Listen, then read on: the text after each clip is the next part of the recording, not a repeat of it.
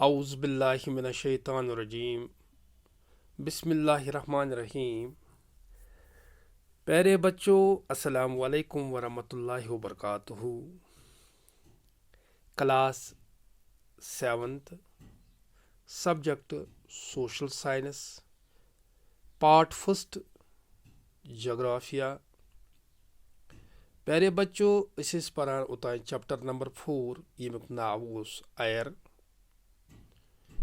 तुम करो पनी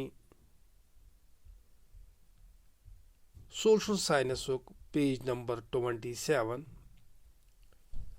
आज कर question number 2।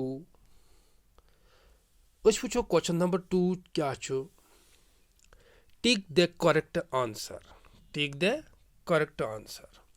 Question number 2 one तुम करो सो तथ टिक अमुक करेक्ट सही जवाब। पार्ट 1 गोडनुक which of the following gases protect us from harmful sun rays. तथ टिक कर गैस हसा बचावान कमन निश हार्मफुल इफेक्ट सन रेज।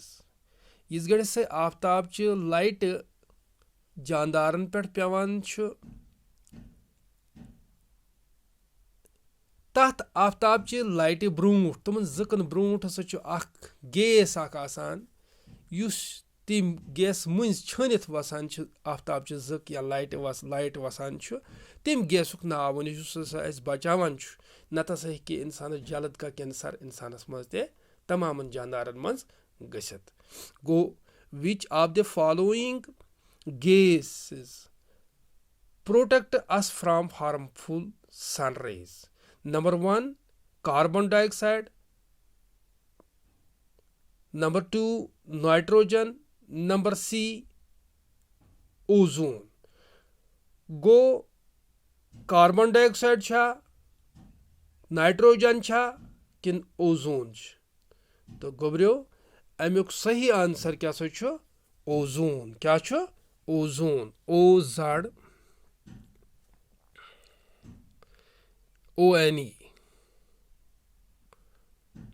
गो अमुक सही आंसर क्या ओजोन। क्या गोबरियो ओजोन।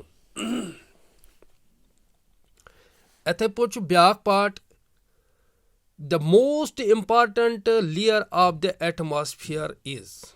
मोस्ट इम्पॉर्टेंट लेयर अस वुचन most important layer of the atmosphere कुस यमो त्रोमस। ये 3 लेयर दित।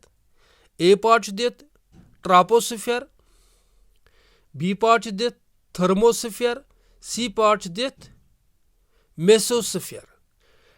The most important layer of the atmosphere is troposphere छा, thermosphere छा किन mesosphere छ। ना गोबरियो the most important layer of the earth atmosphere is troposphere। क्या छ गोबरियो इस लिखो तलिया अत troposphere, TRO, TROPOSHERE,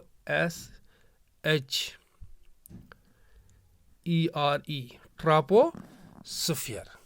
The most important layer of the atmosphere is troposphere। 3 part which of the following layers of the atmosphere is free from clouds। which of the following layers of the atmosphere is free from the clouds। यम बनकन दित 3 layer. अकिस वन troposphere, बेकिस वन stratosphere, बेकिस वन mesosphere. अमो मज कुस लेयर एटमॉस्फेयर मज फ्री कम निश क्लाउड्स निश। ट्रापोस्फेयर छा, स्ट्रेटोस्फेयर छा किन मेसोस्फेयर। तेल क्या लिखो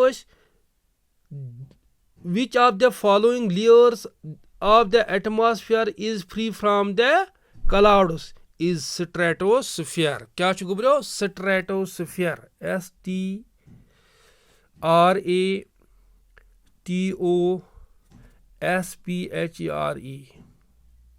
stratosphere। which of the following layers of the atmosphere is free from clouds। stratosphere. Tzoorim part as we go up the layers, of the atmosphere, the same pressure is increases छा गसान, decrease छा गसान, किन remains same छ रोजान. Pressure छा रोजान increase तिस गड़ किन decrease छ गसान, किन remains same छ गसान. तिस गड़ छ गुब्रो रोजान pressure decrease. क्या छ रोजान? Decrease. decrease. Decrease.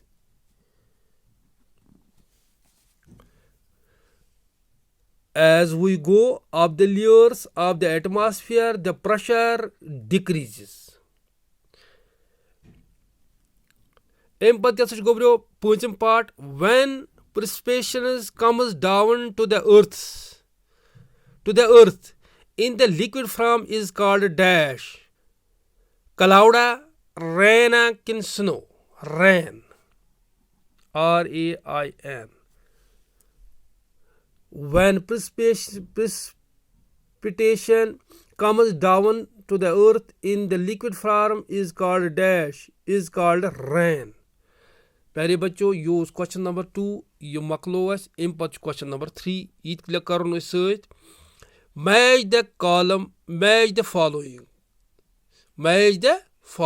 गो युस यमेंदुक साइड छ दित युस अस यत से करन मैच यत क्या यी यमो मस ठीक छ गोब्रो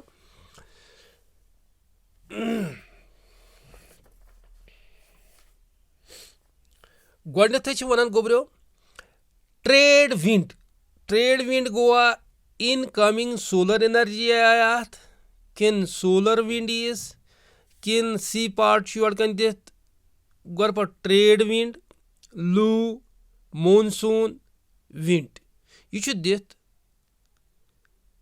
कॉलम ए मज कॉलम बी मज हत incoming solar energy seasonal wind horizontal movement of air layers of ozone gas permanent wind local wind trade winds क्या गए ट्रेड विंड्स गया incoming solar energy seasonal wind किन हॉरिजॉन्टल मूवमेंट ऑफ एयर किन layers of ozone gas किन permanent wind किन local winds गो trade winds क्या से गए गोब्रो परमानेंट विंड्स ट्रेड विंड्स क्या गए परमानेंट विंड्स परमानेंटस विंड्स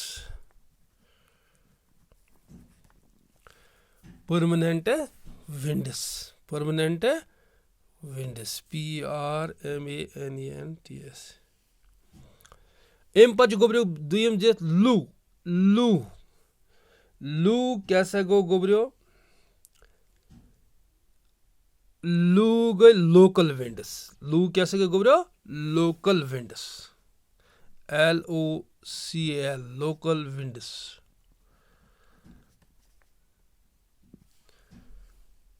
सी पार्ट त्रेम पार्ट मूनसून क्या गो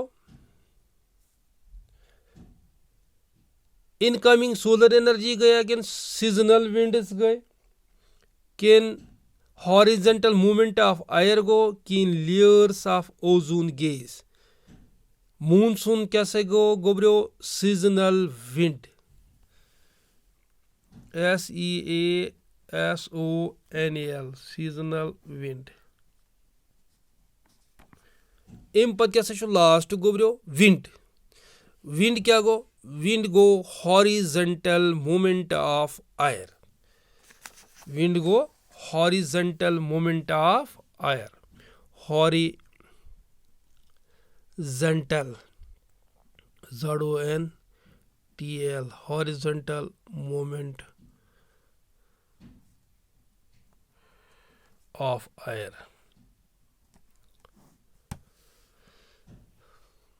गो अस थो याद ट्रेड विंड कैसे गो परमानेंट विंड्स लू गो लोकल विंड्स मूनसून कैसे गो सीजनल विंड गो गोब्रो हॉरिजॉन्टल मूवमेंट ऑफ एयर तो प्यारे बच्चों यूज क्वेश्चन नंबर 2 क्वेश्चन नंबर 3 यह लिखियो तुम पनी नोटबुक पे साफ साफ। शुक्रिया।